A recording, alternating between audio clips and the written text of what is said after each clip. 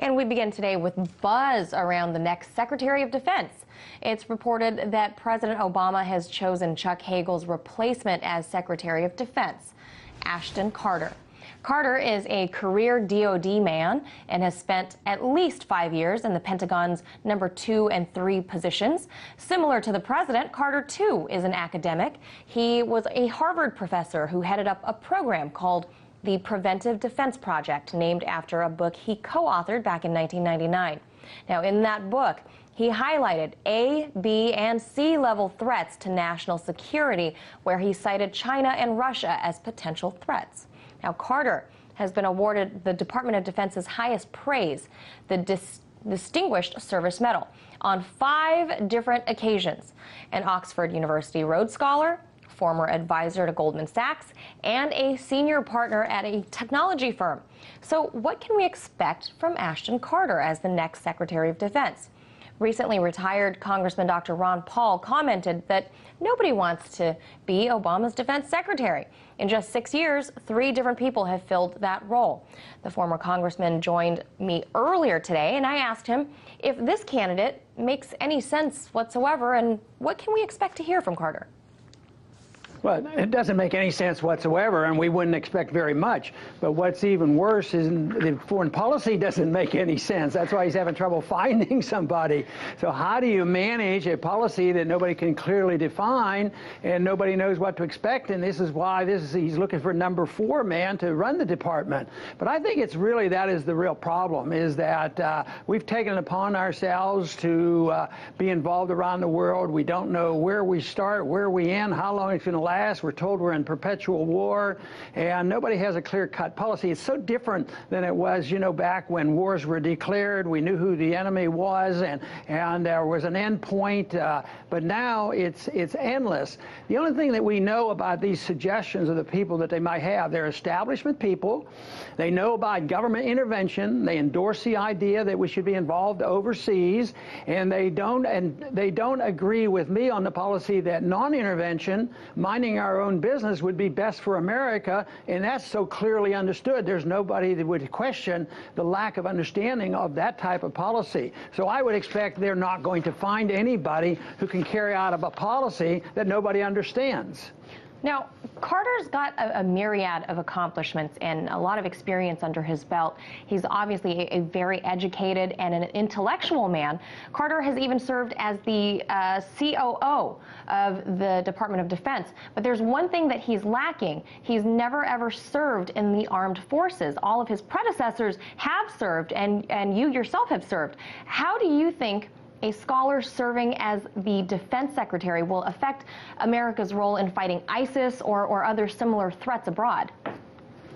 Well, you know what? I wouldn't worry a whole lot about that, because if I had somebody that for various reasons didn't serve in the military, hopefully noble, but they had a position that made a lot of sense and they understood what national defense was all about and why intervention is bad, whether or not they have served probably doesn't matter that much. I do think there's some advantage for an individual like myself who spent 5 years in the military and had actual experience there, but I think it's the understanding of what policy should be, the difference between non-intervention and intervention, and how we should treat our friends and how we should work with the people around the world. That is what counts, and not whether or not they've had a specific number of time in the military.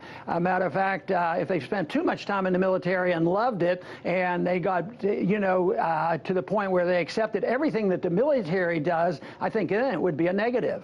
So you think maybe this could be an advantage for Carter, seeing as he's never served? Well, no, I don't think for him, because I haven't seen any signs that he has resisted or criticized the notion that we should have perpetual war. That, he's worked with Democrats, I believe with Republicans, and he believes in troops overseas. And so, no, I don't think that the fact that he hasn't served would be a positive for him. Maybe it would have awakened him a little bit or something. But I don't think that should be the litmus test. Now, Dr. Paul, you mentioned in your Straight Talk recording about Hagel's opposition to the president's no boots on the ground motto. Hagel leaning more towards preventive warfare tactics in Syria, not just against ISIS, but rather for regime change against Assad. Now, given Carter's book and Harvard project of the same name called Preventive Warfare, do you see America escalating our presence in the Middle East, specifically in Syria? Well, I sure don't see it de-escalating because, the pressure is being put on the administration, and the hawks are growing in number, and I think they're going to keep escalating the war. But they're in a bind. The American government's in a bind because they want to get rid of Assad, and Assad is fighting our enemies, ISIS. So it makes no sense. The policy is so ridiculous. Carter is not going to straighten this out, and since he believes in intervention, he may well be like the rest. It will accelerate. At least it'll prolong it. And this is what worries me the most. Our administration, especially now, is arguing the case. Don't expect this to be short-lived. It's not like we know who the enemy is and we know how we're going to win and it's going to be over in a year or whatever. No, be prepared. We have perpetual war for the sake of perpetual peace. And that's why I'm not very optimistic about what's going on. But I think people should realize that the dilemma that the president is facing is a dilemma of policy, and it's not a dilemma of only Obama's policy. It's a dilemma of the policy of intervention. It's a policy. It's a dilemma of the fact that we're doing some things that we don't have the ability to do.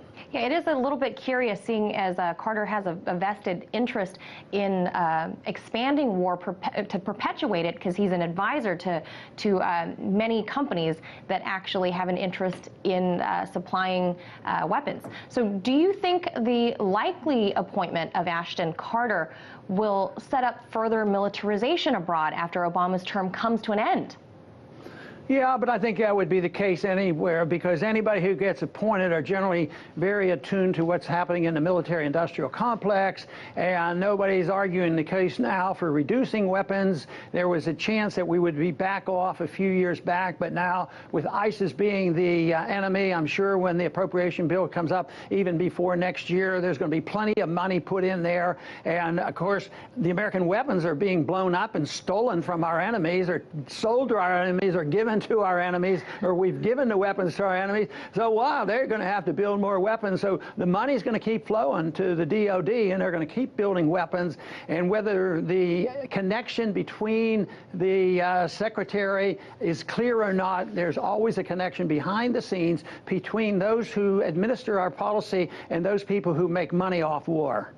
Now, final question, Dr. Paul. By all accounts, everyone is anticipating a Clinton landslide in 2016, although Hillary herself has not actually announced her candidacy. But if she won the White House, it's likely that she would like to fill that seat with her own person, wouldn't you say? Wouldn't Carter just sort of be then a placeholder, kind of a seat warmer for the interim, if you will? Yeah, I think so, because he's not probably as interventionist as others, and probably Michelle Flournoy would get the attention of Hillary, and she has a very, very clear connection to the military-industrial complex, and there would be no hope whatsoever that any war would be wound down with her, and she would unfortunately have the support of many Republicans in the Congress and in the Senate, and that to me is rather sad. All right, Dr. Ron Paul, thank you so much for sharing your insights with us today. Former Congressman and three-time presidential hopeful, Dr. Ron Paul. Thank you.